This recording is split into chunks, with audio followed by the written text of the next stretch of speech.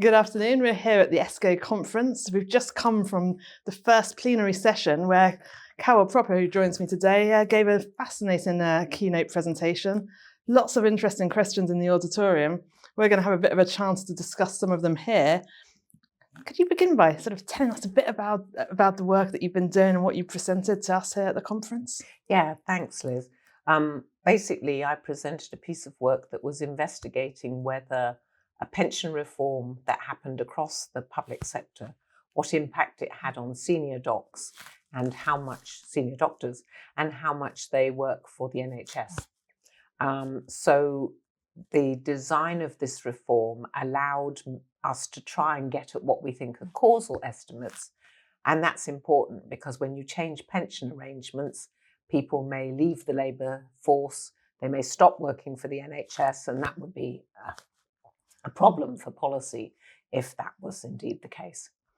Great, and I want to get into that design that you chose in due course, because really interesting elements there. But being the ESCoE conference, you'll forgive me for starting with the data and the measurement issues that you may have faced. Could you perhaps elaborate on the sort of data sets you use, any measurement challenges you faced as you did your work? Well, the data set we use for this is essentially the NHS's payroll data. And it's a standard payroll data set. That's for every employee in NHS hospitals. So everyone from a porter all the way through to a senior doctor and managers. And it's called the electronic staff record.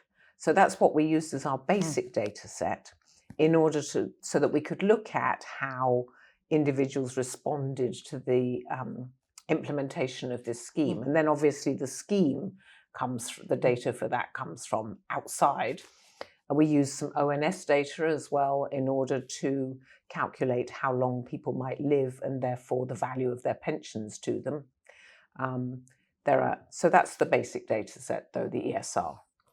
So let's consider the reform that you actually assessed. Can you tell us a bit of details about that? Yes. So the reform, in technical terms, was a movement from what's called a defined benefit pension scheme to a defined contribution scheme. And a defined benefit scheme is where you know what you're going to get because it's based on usually the last 3 to 5 years of your working life. Mm-hmm. A defined contribution scheme is that your pension pot is related to the amount that you earn in each year. It's some proportion of that, what you earn in each year over your entire career. So what's often called a career average scheme. And that was the reform that was introduced for the whole of the British public sector, slightly differently in different parts of it, was basically a movement from a defined benefit scheme to a less generous defined benefit scheme that was based not on the last 3 years when typically people's income is highest in their jobs, but based on all their working life. So that's what we evaluated. Brilliant. And let's get into that design, because you exploited, didn't you, the staggered rollout of the reforms and used that to get to those causal estimates. Can you tell us a bit more about your approach to the design issues? Yeah, so essentially, as you know, for policy, you want causal estimates. And the way the scheme was introduced, which is quite common for some social security reforms and pension reforms, is to be implemented in a staggered fashion. So older doctors, those over 50 when the scheme was announced, were never subject to the reform. They simply kept their pensions, their pension arrangements that they'd had before. People who were much younger were moved immediately onto the new pension scheme. But an intermediate group of doctors, average age of about 48, were moved every 2 months onto the scheme. This means that we can essentially compare the behaviour within that cohort of, it's actually a 7-year window, within that cohort of doctors over a 7-year window, we can compare the behaviour when an individual is moved onto a scheme with the behaviour of someone who's just 2 months younger than them. The nice thing about that is that it allows us to essentially hold constant for any national changes that occur to everybody and are not related to anyone's date of birth. We can also hold constant for any common anticipation effects, because all of our group of doctors will have had similar anticipation effects. This was a pension reform that was announced in 2012 and then not implemented till 2015 in this staggered fashion. So it meant that all doctors who we examine would have had the same information about the scheme, would have had similar information about, had similar or the same anticipation effects. And that allows us to get at causality. It's a kind of general, in the social security literature, because often social security changes have this kind of notch feature that people are affected. They're brought in gradually because individuals didn't know they were going to happen before the scheme was announced. It allows you to kind of get at causal estimates. And so from what you're saying, there's wider applicability of that design to potentially other reforms that we might be seeing in similar spaces. Yeah, and that design has been used to look at social security reforms in the US, for example, or to indeed look at retirement generally. This thing of being able to compare people who are just one side of the reform with people who are just another side of the reform. Fascinating. And let's get to the results though. What behavioural response did you actually see when you as a result? So what we were essentially looking at is whether individuals changed their labour supply to the NHS. So what we found, interestingly, was that people increased the work that they did for the NHS in that they stayed longer than they would have otherwise done. So there's some counterfactual that's going on, which is a counterfactual that you estimate from the people who are not yet treated. And so they stayed longer than they would otherwise have done. Most of that was working full-time, which is a good thing.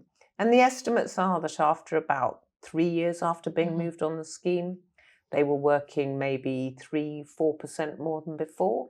And about 6 years after being moved onto the scheme, they were working about 8% more. Now, how do we interpret that? We interpret that as they would have taken retirement in the absence of the new scheme, but did not. Or they would have taken early retirement in the absence of the new scheme, but they did not. They continued to work for at least another year for the NHS. And were these the sort of results you expected a priori?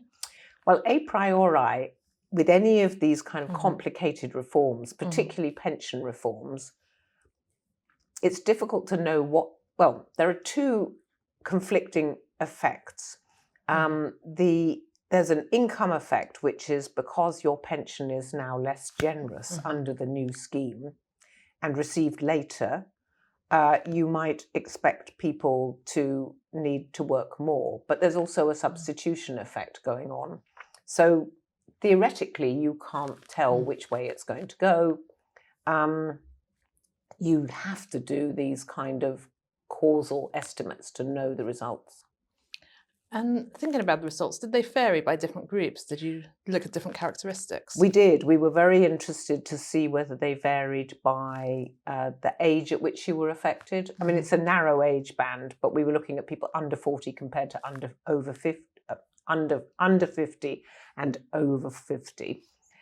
We found no difference really by age. We also found, interestingly, no difference by gender. Female doctors responded in a very similar way to male doctors. There was some evidence that doctors who have less opportunities to work in the private sector, NHS doctors can work in the private sector once they're consultants. There's alongside their NHS jobs, there was some evidence that individuals who had less opportunity to work in the private sector continued to work in the NHS more than doctors who had more opportunity to work in the private sector. And that may be because private sector incomes for some doctors dwarf their NHS incomes. So the group who have a lot of private sector work don't really change their NHS behaviour. I think that nicely sort of segues into kind of what do you think the implications are of your research for perhaps those thinking about workforce planning in the NHS, addressing sort of the challenges of doctor labour supply and at a time when demands on the health service are only really increasing. I think this shows you that a pension reform, which is cheaper for employers than an across-the-board wage reform for everybody, can have very positive effects or have positive effects on labour supply. So that, I think, is one thing. The second thing to say is that because we wanted to get causal estimates, we can only look at people who were essentially affected by being staggered onto the scheme. And we can't really say anything about how it might affect people who are thinking about a career in medicine, or indeed doctors who are younger, who are 30 or so. So I think what it says is that pension reforms are intended to save employers money.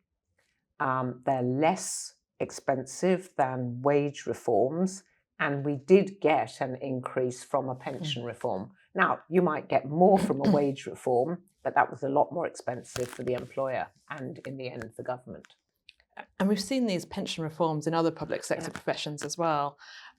Do you see sort of applicability for your findings to those? Well, I think, traditionally, the public sector has had, and some of the private sector too, has what's called these defined benefit schemes, which is what the NHS had, where people essentially get their pension is related to the last 2-3 years or last 5 years in which they work. And that was traditionally, I think, thought to give incentives for people to stay in those professions, particularly skilled individuals who might otherwise work in the private sector, like lawyers or judges or people senior in the police and other areas. The police are a bit different because they have very generous schemes. But I think what this says is that moving away from those schemes doesn't necessarily lose you the labour supply of that current crop of people. I don't think we can say much about what it'll do to other people like senior judges or lawyers who work in government or other senior professionals who work in government. I think that perhaps takes me to a question of what avenues for future research do you see, given what you found to date, and how do you see that progressing? I think I'd like to look, the data set we use covers everyone who's employed in NHS hospitals. So it will be interesting to look at whether our findings for doctors also apply to nurses of the similar age who are also affected by these reforms, or perhaps if we have enough of them in our data set, managers. So there's a whole group of people that we could look at using these data using a similar empirical design to see whether the pension reforms have affected them differently from doctors. We don't really have any priors on that, but it'd be very interesting to know the results. Well, watch this space and come back and see what you found there. I'm just going to end by sort of more broadly, we're here at the ESCoE Conference. Any reflections you have on the work of ESCoE and its importance? I think ESCoE is super important. I mean, obviously the measurement of economic activity is absolutely central, not just for forecasting and other economic sort of narrow analyses, but really for understanding what people are doing in a modern economy. And a lot of those measurement issues are really difficult. And having something like ESCoE that really works on those knotty issues about how to measure public sector productivity, or how to measure intangibles, or indeed how to measure the value of services that are traded. We have great trade data, for example, on manufacturing, but 80% of the UK economy is services, and a lot of our exports are services. We don't really know how to distinguish between price and quantity in trade, in services, and ESCoE can push all those kind of difficult but absolutely central issues So if we're, for example, thinking about the impact of tariffs, we really want to know what the impact of tariffs might be on services as well as manufactured goods. And you need something like ESCoE to be able to take all that forward by blending academics, the ONS, people who are knowledgeable in statistics and have deep statistical knowledge. So although it sounds kind of nerdy and technical, I think it's really important to the welfare of the population.